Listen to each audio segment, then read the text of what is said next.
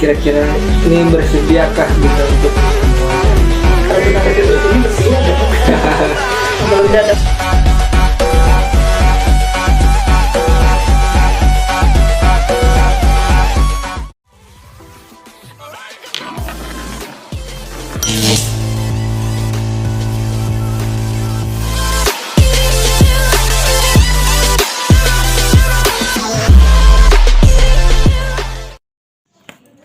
Jadi gini Bun, kami ini kan ada tugas UTS dari Umi Anam. Jadi disuruh tuh untuk mewawancari dosen. Ya dosen itu siapa aja Bun, dari maupun dari prodi tarbiyah, dari prodi syariah dan prodi lain-lain. Jadi tujuan kami sini ini mau mewawancari Bunda. Kira-kira ini bersediakah Bunda untuk kami wawancari? kalau Bunda duduk di sini bersedia dong. Kalau Bunda ada bersedia ada duduk di sini Bunda kan? Nah, ya. Ada. Nah, jadi itu yang diwawancari itu Bun, pertama tuh tentang konsep manusia dalam pandangan Islam Bun, menurut Bunda. Yang pertama tuh dari Al-Insan tadi Bun, Al-Insan, Al-Bashir sama An-Nas Bun. Nah, itu kami ingin mewawancari, maksudnya itu Bunda tuh lebih condong kemana, apakah ke Al-Insan, ke An-Nas atau ke Al-Bashir tadi Bun? Jadi gini ya, An-Nas, Al-Insan, Al-Basar itu hanya sifat sebenarnya, sifat manusia. Jadi kita tidak bisa memilih, aku condong kepada Al-Insan saja, aku condong kepada Al-Basar, atau aku condong kepada An-Nas saja. Tidak bisa, karena itu semuanya menyangkut ketiga elemen itu tidak bisa dipisahkan. Sebagai Al-Basar, apa arti Al-Basar tadi? Manusia yang memiliki fisik kan, iya. Fisik manusia itu kan sudah sampaikan kalian ya kan. Berbicara tentang fisik, maka fisik itu memiliki kecenderungan, memiliki tanggung jawab, kemudian memiliki si fisik itu berbicara tentang fisik, maka fisik itu biasanya senang dengan yang namanya keindahan. Nah, itu. Siapa manusia yang tidak senang dengan keindahan? Iya kan? Iya. Nah, itu. Nah, cuma ya kan, berbicara tentang keindahan, maka semuanya itu akan diatur. Ya kan, diatur apa deh? Diatur oleh agama, diatur oleh etika, diatur juga mungkin oleh tentang undang-undang, ya kan itu. Nah, itu. Kemudian apalagi berbicara tentang fisik. Fisik itu kepingin apa? Kepingin bersih, kepingin apa deh, tampil bagus ya kan? Kemudian kepingin mewah. Nah, itu. Misalnya apa? Orang itu sukanya yang glowing, zaman-zaman sekarang misalnya kan itu fisik sebenarnya deh ya. Walaupun misalnya dalamnya tuh udah tahu, pokoknya senang yang glowing aja gitu kan. Nah, itu disebut dengan Al-Basar secara fisik manusia itu. Nah, ada lagi manusia itu disebut dengan apa satunya deh? Al-Insan. Apa arti Al-Insan? Karakter itu tahu karakter? Akhlak. Tadi kan Bunda sudah ngomong. Akhlak itu terbagi dua. Ada akhlak mazmumah, ada akhlak mahmudah. Mazmumah itu akhlak yang tercela, perbuatan yang baik. Baik apa? Baik dari segi sudut pandang ajaran Islam maupun baik dari segi pandang sudut peraturan di masyarakat. Kita kan punya aturan di masyarakat kan. Misal si Riko tuh misalnya kalau masuk rumah orang itu tidak assalamualaikum. Ya, misalnya deh. Atau misalnya kalau lewat depan rumah orang, lewat depan orang tua itu kita biasanya nunduk kan. Itu tidak ada aturannya, tapi karena itu adalah adat istiadat dan itu sudah dianggap sebagai suatu norma dalam suatu masyarakat walaupun tidak ada di dalam Al-Quran. Nah, lalu kalau akhlak yang mulia jelas kalian tahu itu ya kan, akhlak yang mulia atau akhlak mahmudah itu ya yang tidak bertabrakan dengan Al-Quran dan hadis dan juga norma-norma. Nah, ketika akhlak mazmumah atau akhlak yang buruk artinya selain dari itu bertabrakan dengan Al-Quran dan hadis atau hukum agama, kemudian bertabrakan juga dengan hukum negara atau disebut dengan norma atau undang-undang. Nah, itu. Kalau misalnya kalian tahu kan, di Aceh itu misalnya getol dengan ini Bun, dilarang boncengan laki-laki perempuan yang bukan muhrim, itu kan. Nah, itu aturan-aturan itu ya ada mengkolaborasikan antara hukum Allah dengan hukum daerah. Ya, Apa hukum Allahnya, Bun? Ya itu tadi, mungkin dia menerapkan wala taqrabu zina misalnya kan, dia jangan mendekati zina. Berboncengan dengan laki-laki perempuan yang bukan muhrim itu adalah salah satu indikator mendekati zina. Kemudian hukum adatnya apa misalnya? Ya itu tadi, kalau mereka melanggar karena sudah dibuat peraturan daerah oleh pemerintah Aceh, ketika orang itu melanggar makanya konsekuensinya itu tadi dicambuk. Walaupun sesungguhnya itu belum cambuk 100% sebagaimana dalam Islam. Ya kan itu. Nah, itu manusia sebagai al-insan ya. Oke. Jadi manusia yang berkarakter ya. Berpakaian.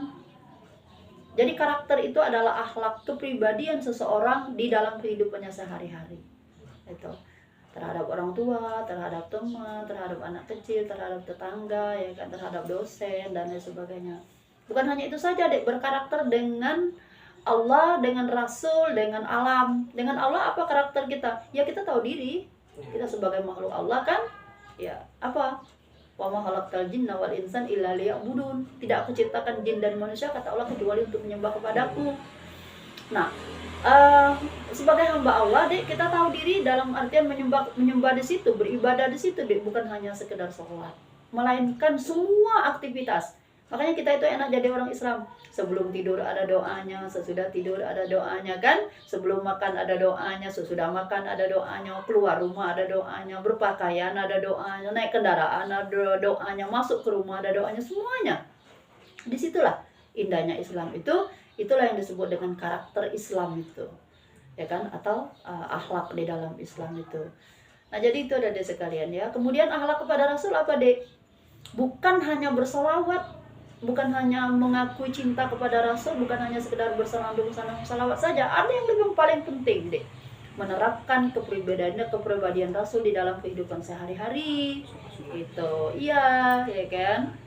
Tadi Rasul, bagaimana Rasul itu minum misalnya kan, Dek. Makanya Rasul itu pintar, cerdas ya kan. Kenapa orang itu tidak boleh minum berdiri? Ayo, kenapa di dalam Islam dilarang minum berdiri? Agar tidak keselak. Farid.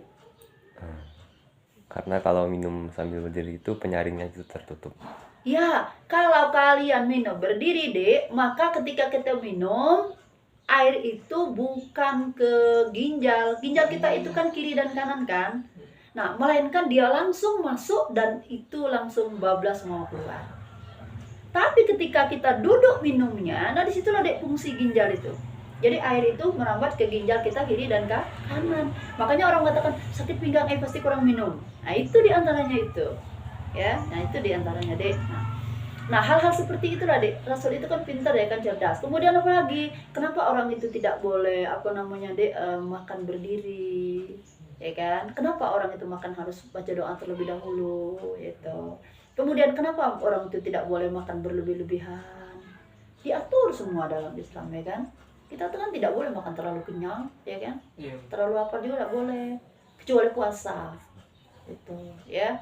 Kemudian apa, Dek, misalnya akhlak kepada Allah, ya kalian tahu lah, Dek, ya. Tahu diri dengan hamba sebagai makhluk, ya kan. Memulai bagaimana manusia itu diciptakan oleh Allah sebagai khalifah. Ketika Allah ingin menjadikan manusia itu kan, Dek, di dalam Al-Qur'an itu kan malaikat yang paling tidak mau menerima, ya kan. Wa iz qala rabbuka lil malaikati inni ja'ilun fil ardi khalifah. Apa kata malaikat? Qalu ataj'alu fiha may yufsidu fiha wa yasfiku dima wa nahnu nusabbihu bihamdika wa nuqaddisu lak.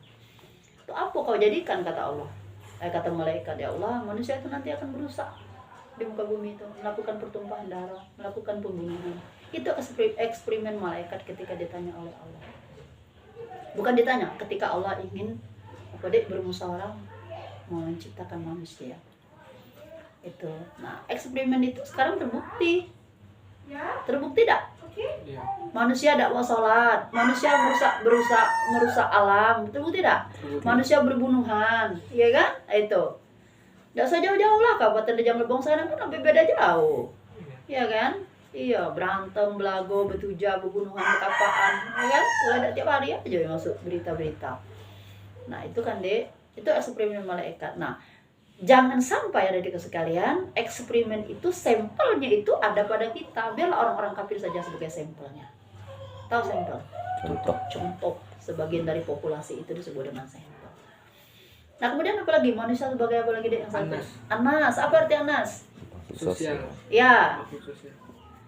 makhluk sosial. Makhluk sosial artinya manusia tidak bisa hidup tanpa orang lain. Sosial itu artinya berhubungan, ya kan? Iya. Ya, ada apa deh koneksi dengan orang lain itu. Baru lahir saja kita sudah membutuhkan orang lain, Iya. iya kan? Hiduplah kalian misalnya di tengah-tengah masyarakat atau perkampungan, kalian tidak berhubungan sama sekali dengan orang. Kira-kira apa yang terjadi? Dikucilkan. Iya, dikucilkan, menjadi asing kita dalam satu masyarakat itu, ya kan? Itu. Nah itu jadi seperti itu ada di sekalian dia jadi makhluk sosial itu deh ya. Nah oleh karena itu sebagai makhluk sosial berarti kita harus berhubungan dengan orang lain, tetapi berhubungannya itu dengan cara yang baik. Sesuai kata hadis kan, ya kan? Al muslimu man salimal muslimuna min lisanihi wa yadihi. Yang dikatakan orang muslim itu apabila orang-orang lain itu tidak terganggu apa? Tidak terganggu oleh perkataan maupun perbuatannya. Berarti kita itu berhubungan dengan orang, bertetangga, berteman itu deh mengenakan bagi orang lain. Tidak benci orang. Tidak benci oleh perbuatan kita, tidak benci oleh omongan kita. Mungkin itu saja mungkin. Jadi sini kami ini kan ada tugas UTS, disuruh menanyakan kepada Kanting tentang visi, misi dan strategi dalam hidup. Oke, baik. Jadi sebelum itu saya perkenalkan diri, nama saya Muhammad Hafiz Rizko, saya dari Prodi PAI semester 4 lokal D. Jadi gimana menurut pendapat Mas? Sebelumnya Mas perkenalan dulu. Oke, baik. Perkenalkan, nama saya Jurid Ardi. Saya berasal dari Surawas Utara. Saya Prodi Manajemen Pendidikan Islam semester 8. Oke. Cuma ditanya. Pertanyaannya apa? Visi, misi dan strategi. Baik, kalau misi dalam hidup saya, nah visi saya ke depan itu menjadi pengusaha sukses yang bergerak di dalam desain grafis. Langkah-langkah saya atau misi yang saya lakukan yaitu membuat riset-riset tentang pembuatan aplikasi, pembuatan tentang desain grafis lah, tentang desain grafis baik banner ataupun yang lain sebagainya. Terus ada pun strategi yang saya lakukan yaitu mengikuti pelatihan-pelatihan yang ada baik di kampus ataupun di luar kampus secara nasional maupun internasional juga pernah satu kali. Terus di kampus seperti workshop sudah saya ikuti. Mungkin itu yang dapat saya sampaikan. Baik, terima kasih, jawabannya sangat bagus dan mungkin memotivasi saya untuk kedepannya. Baik. Mungkin ini saja yang saya tanyakan kepada Mas. Lebih dan kurangnya mohon maaf. Saya izin pamit Mas. Assalamualaikum warahmatullahi wabarakatuh.